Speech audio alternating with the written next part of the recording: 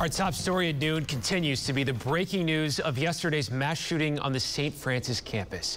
Thanks for joining us today. I'm Jonathan Cooper. We have live team coverage of all angles of Wednesday's shooting, but we begin with News on 6's Reagan Ledbetter, who has the latest after officials just provided an update in the last 2 hours. Reagan?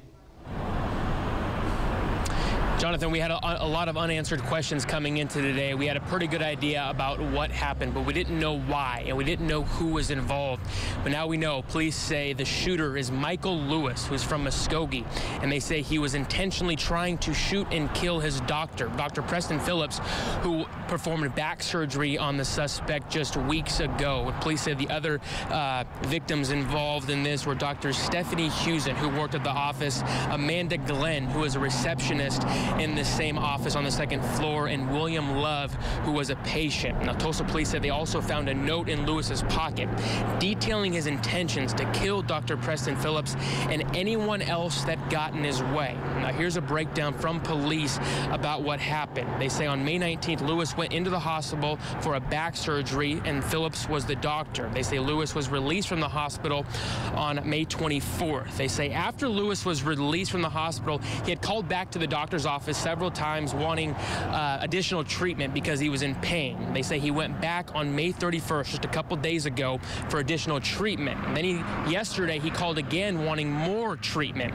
Now, police say they have information now about when Lewis bought the guns. They say just hours before the shooting, at 2 p.m. yesterday, Lewis purchased the AR-15 he used in the shooting. They say he also purchased a .40 caliber Smith & Wesson pistol just days before on May 29th from a local pawn shop. Now, police say the first 911 call went out after Dr. Phillips asked a person in the office to call 911 about a shooting. Then more and more calls came in about an active shooter on that second floor.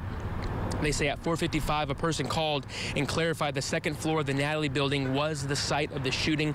That's when officers were on scene, running through the building, doing what they're trained to do, and that is to find the threat and stop the threat.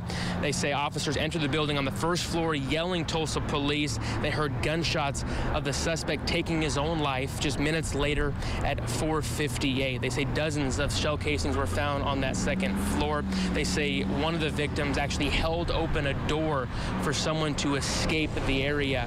Just a very tragic situation.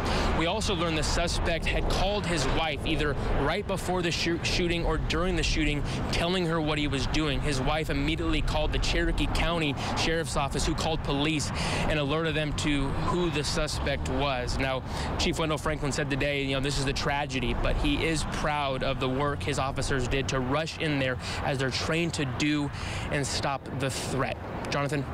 All right, Reagan Ledbetter live at the scene. Thank you so much.